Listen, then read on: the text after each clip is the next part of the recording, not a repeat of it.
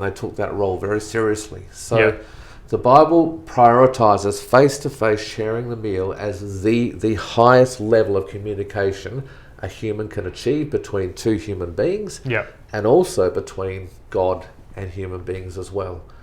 And of course in Revelation it talks about when Jesus comes back to the earth, there'll be a marriage supper of the Lamb. Marriage supper, yeah. There's food, there's fellowship, there is a coming together of two parties that were separate. And of course there's another New Testament thing that churches will do every single week. Okay. Which you can ask me about if you want. Oh, right. Yeah, sorry, my brain is going overtime with all that information and just processing it myself. But you're talking about the Last Supper. Is that what you're going to talk about? That Christ, he shared a meal with his disciples with bread and wine. Yep. And I guess we do that to remember. We do that every Sunday. Is that what you're talking about? Yeah. Very much so. So continuing on from the peace offering, every week, churches all around the world, ours included, will come together and they will try to replicate what Jesus did with his disciples.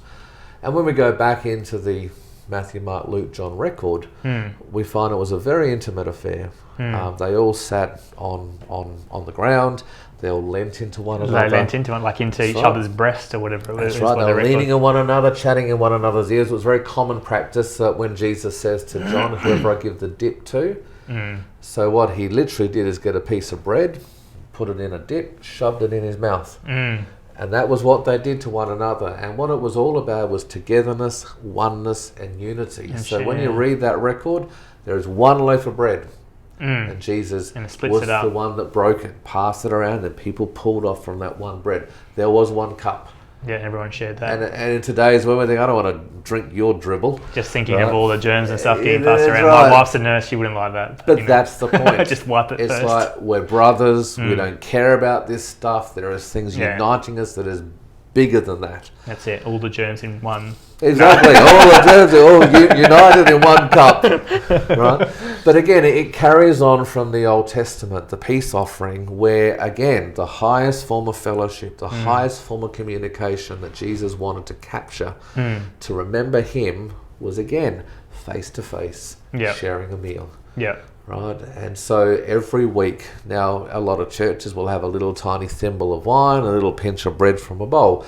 We don't have the whole meal. And we miss out a bit, don't we, with that kind of fellowship? We say fellowship, but we're all seeing the back of someone's head a little bit. So, yeah. But I mean, what do you do with if your church is big with 100 people? You can't sit in a circle.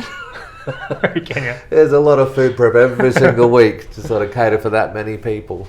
But that's certainly the way it was. And we find in, I think it's Jude or Peter, they call it the love feast. Because everyone shared, everyone brought of what they had. And the climax of that meeting was bread and wine, which as we know represented Jesus and what he did. So it was a reinforcing of the Old Testament, that face-to-face sharing a meal. And this is not rocket science. Like, we know that when you want to get to know a neighbour, or you want to get to know a friend, or ask him over for dinner, or your wife, or we're both married men. It gives you something to do, doesn't it? Well, that's it. So, and of course, you put a lot of time and effort into the meal you're preparing, because you want them to eat well. And then there's that sharing, that here, have some of this, here, try this, my wife made this. There's all this sort of stuff, which of course calms people down, gets them on a certain level. It does, because you're sharing something. Exactly. He's eating that, so he's not trying to poison me. Exactly. So, if you were to ask anybody at a common sense level, what is a higher form of communication? Would it be having someone over for a meal, or sending them a tweet? Yeah. Most people wouldn't have any problem going, well, that's a better way to communicate than that. Yet we don't do that with the people that we love most. Yet we, like you were saying, but we do that with our business, people's business. Like I think you were saying before, if you have a business partner or something, you take them out for coffee and cake or something, to connect with them. But yet then your wife rings, you go, well, I won't, or or you get home and you're texting or whatever. So the people that you love the most, you should be taking them out for, Yeah, and I do that from time to time on our anniversaries and stuff like that, and date nights to connect with my wife. You know, sort of leave the phone at home to be able to connect with them properly. But it's funny, isn't it? But again, as you raised the point in the business world, it doesn't matter whether you're meeting somebody that you want to procure their business or they want to procure yours. Yeah. Generally, email will only serve to establish communication intent, and then at some point, someone organises a coffee or a meal, and all merges. Like when you're conducting a merger between two organisations at the beginning, lots and lots of meals and chats and coffees and things. Then at the end, they'll celebrate. They'll again have a meal. Yeah. So again, the business world knows this, that there is forms of communication that will not bring two organisations together.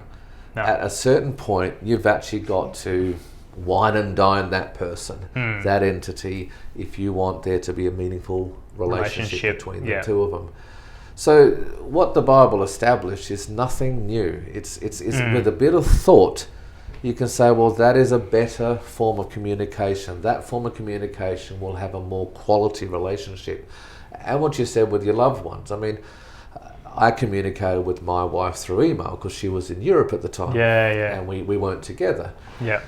But we both knew that the emails got to a certain point where it wasn't working. We had to go the next step. Someone had to get on a plane and see them, face to face.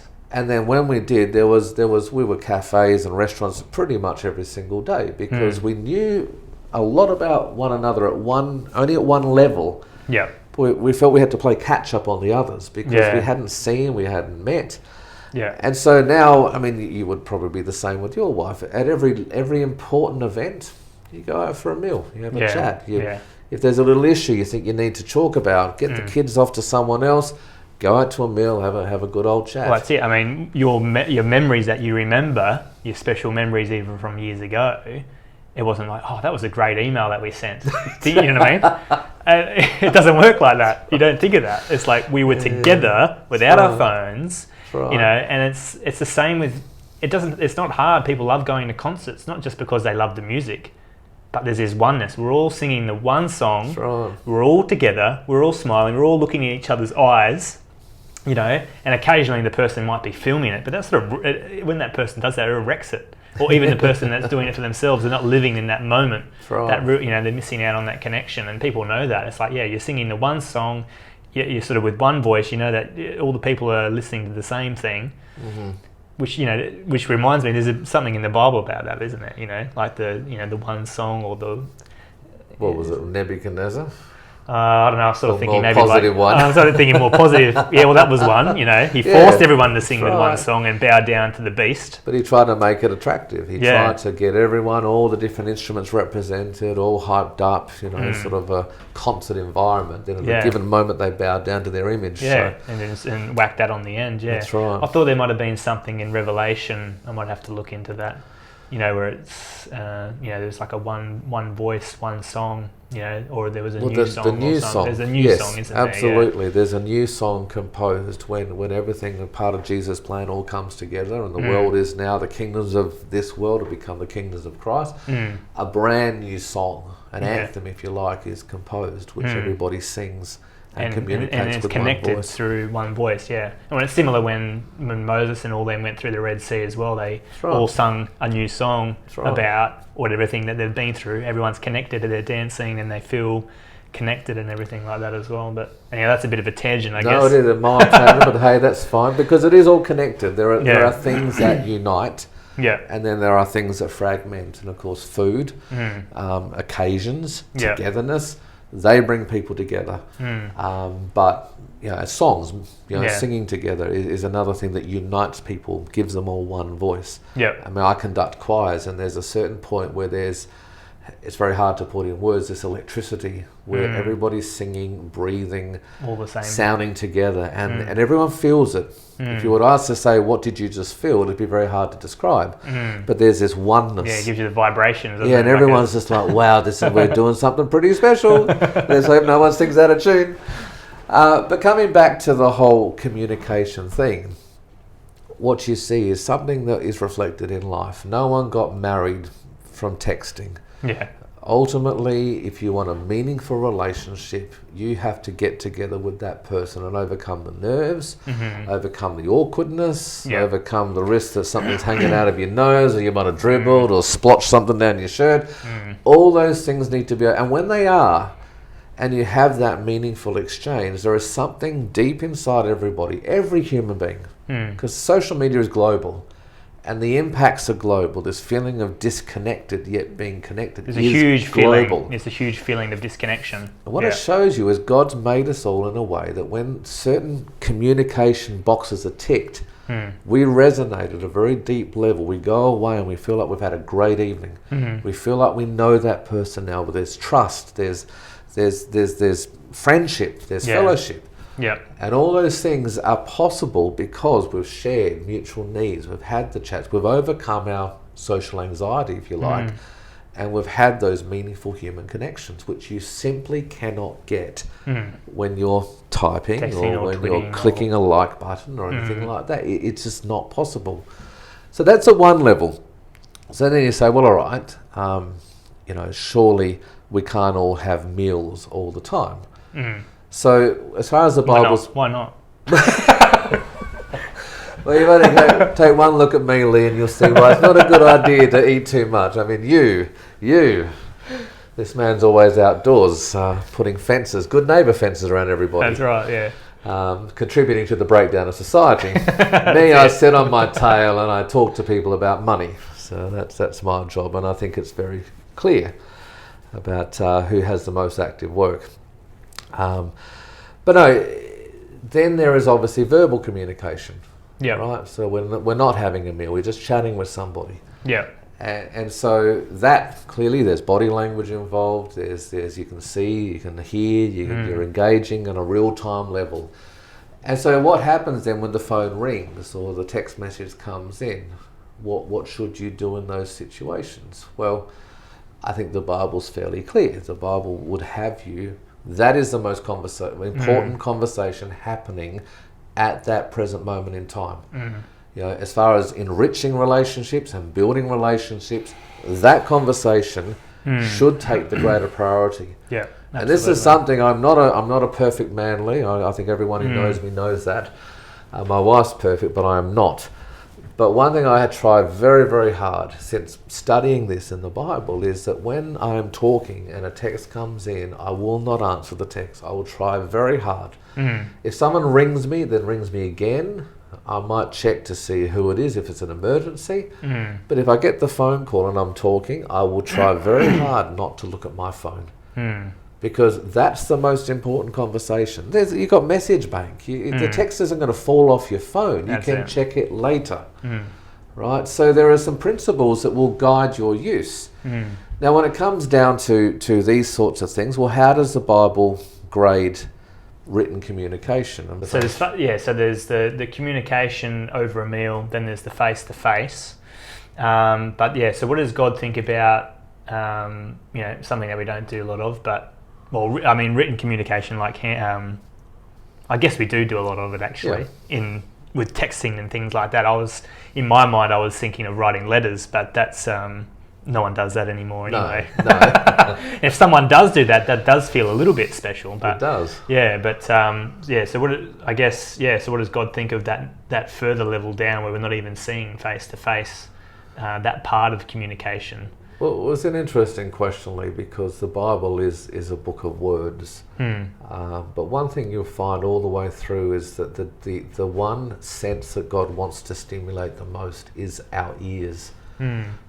Hearing is emphasized way more than reading. Yeah, right. And so God's word is to be spoken and to communicated with. And it's a bit like Deuteronomy where it says, talk often while you're walking in the way, while you're in your home. Well, it makes sense because, when the Bible was written, there was only one version back in the day, and it was spoken out however many times a year or whatever. You had to remember it.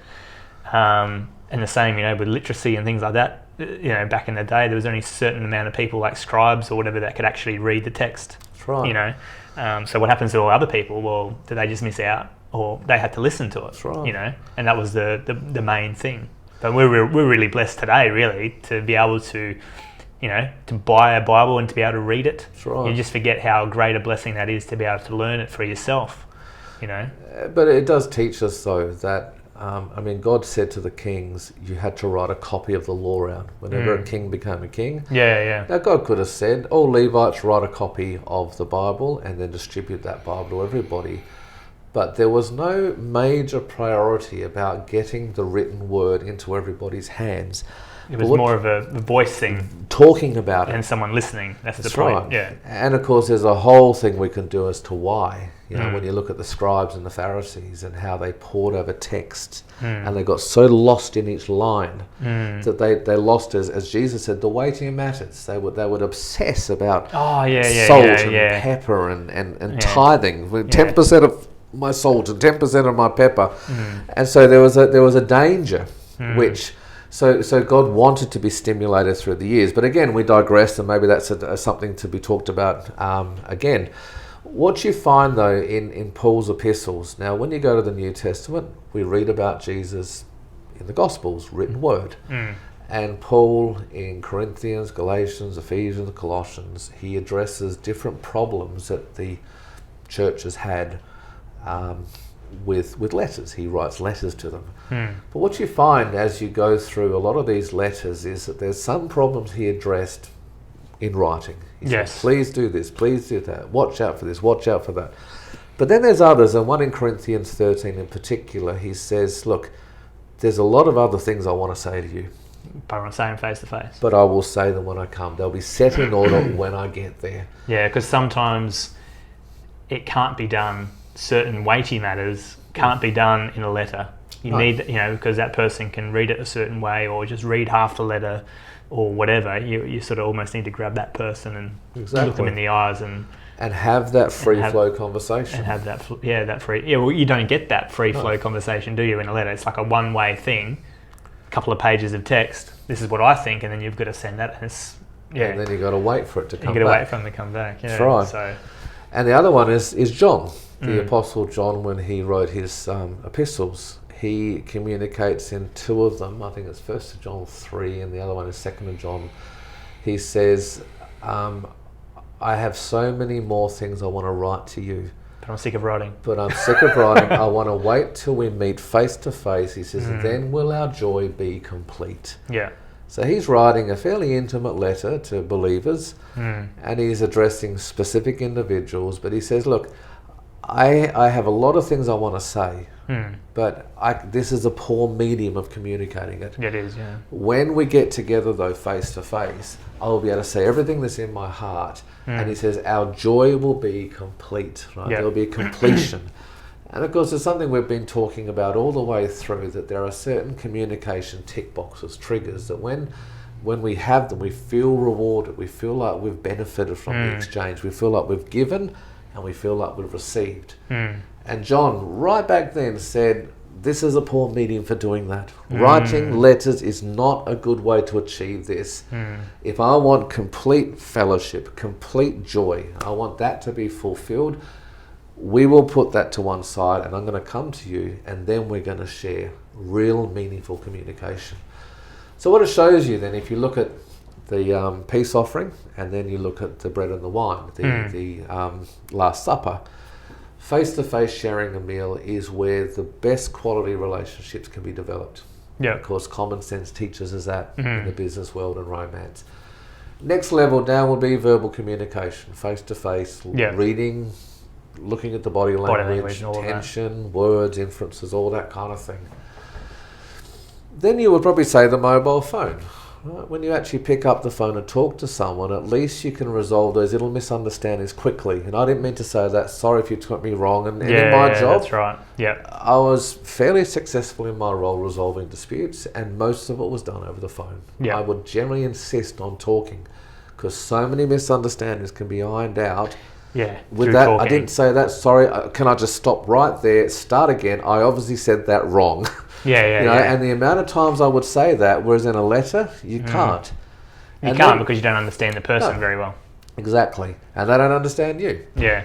And then we get to the written word where Paul and John both say that certain problems in Paul's case can't be resolved with writing. They're going to have to wait. And John, where he says, our relationship can't be fulfilled completely when I'm writing these letters backwards and forwards.